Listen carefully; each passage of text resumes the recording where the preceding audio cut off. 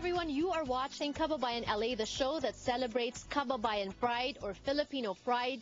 Napakarami po nating nakikilala sa araw-araw na pagsasama natin sa ating programa ng mga kababayan who are making a name for themselves, reaching great heights here in the U.S. Today is no different. We're going to meet two people, and they actually have established themselves, and not just established themselves, they really are representing well for us Filipinos here in the U.S. Two of them, it's Kababayan LA in dining today on the show as we thank the Nuida family for this wonderful setting that we have, because it just gives us class, it just gives us elegance, and that is what we're going to be talking about today on the show, starting with the owner of Mignon, a wine bar in LA. Let's watch this. It was a passion that turned into a business. And because Santos Uy started loving wine early in life, he also started owning a wine bar at a relatively young age. Well, I've been in the wine industry for a while. I guess it all started when my parents started getting into wine when I was in high school. So they would actually let me drink wine, and we would go to restaurants and we'd drink wine there. And they actually introduced me to my first job after college. When I was in college, they introduced me to Silver Lake Wine, a wine store in Silver Lake. And after I graduated, I started working there. And then I learned a lot about wine and the industry, and I kind of fell in love with it. And then I worked at a restaurant as well at AOC as a sommelier. And after that, I decided to open up Bacaro, our other place. Mignon is Santos' second wine bar, but unlike Bacaro LA, his first, Santos has a more direct approach and vision for this wine bar in downtown Los Angeles. I took these kind of research trips to New York and found a lot of really tiny wine bars that I thought were really cool, really intimate, but they were doing big things with wine and actually had good food too. So that's what we wanted to do here. This place is pretty small. It's less than 700 square feet, and we have 18 seats, so it's intimate, kind of like the New York wine bars. And I think we're doing something really unique here, what I like to call, and maybe other people call it too, an esoteric wine movement. I mean, it's happened in New York and San Francisco, and I think we're kind of like the pioneers in LA.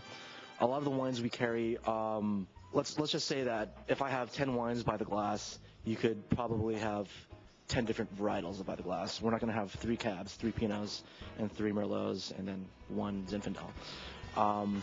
So we like to explore all these different wines, and these wines they're more bang for your buck.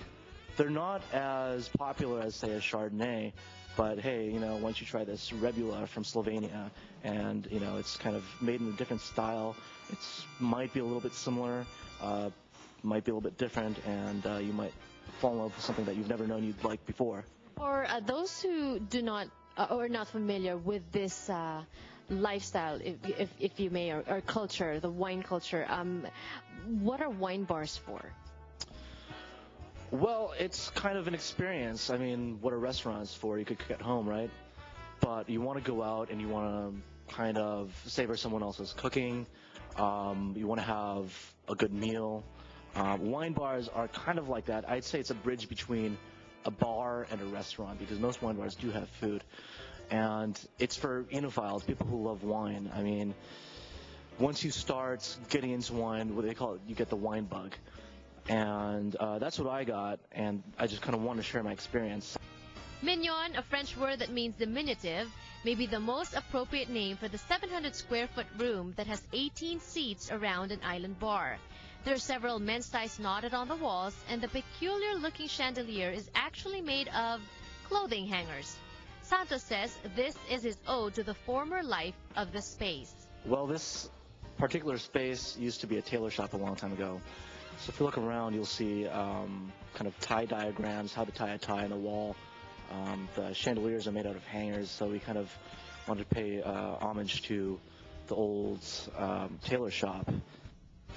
And from hangers and neckties from the old tailor shop, the place is now filled with esoteric wine bottles from all over Europe.